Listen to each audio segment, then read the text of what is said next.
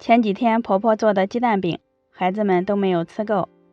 今天我再来做一期软面鸡蛋饼，和面和烙饼详细讲解。先在大盆里倒入400克面粉，加入盐，增加面的筋性。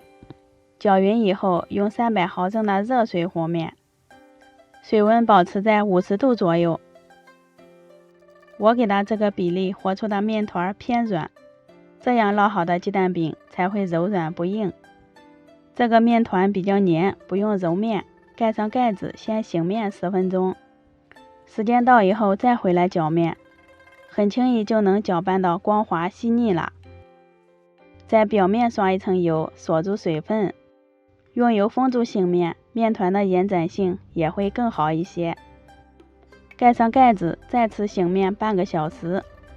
接下来准备一把小葱，把葱叶给它切碎，装到碗里备用。一根去皮的火腿肠先切成薄片，切条之后切成小碎丁。不喜欢吃火腿肠也可以换成胡萝卜丁，装到碗里。在里面打入3个鸡蛋，加点盐入一下底味儿。搅匀以后加一把葱花，搅拌到葱花和蛋液融入到一块儿就行了。看一下醒好的面团，用手轻轻就能拉得很长。在面板上多撒一些干面粉，放上醒好的面团，不用揉面，利用干面粉把面团整理成长条，切成3个大面剂。再将每个面剂都整理得圆润一些。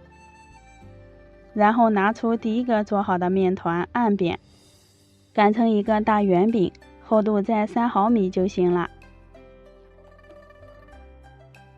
然后在上面刷一层食用油，涂抹均匀，这一步能让饼子更好的起层。再撒上一些椒盐，喜欢吃葱花的可以多撒一些。最后在生胚上切一刀，踮起一角，慢慢的卷起来，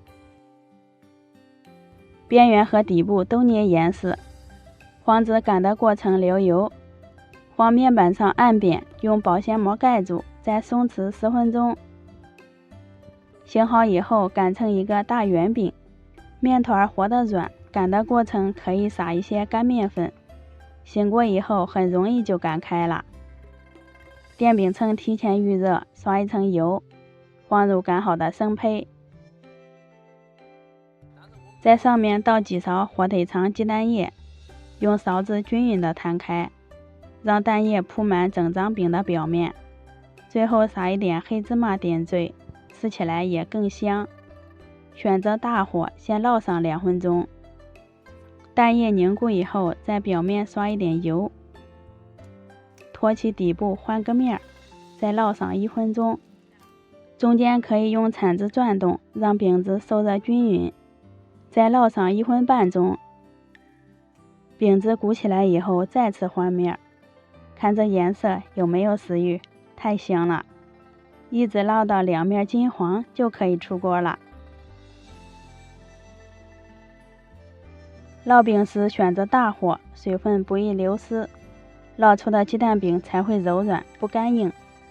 咱们的软面鸡蛋饼就做好啦，看一下特别的柔软筋道，因为是用热水和的面，就是凉了也不容易硬。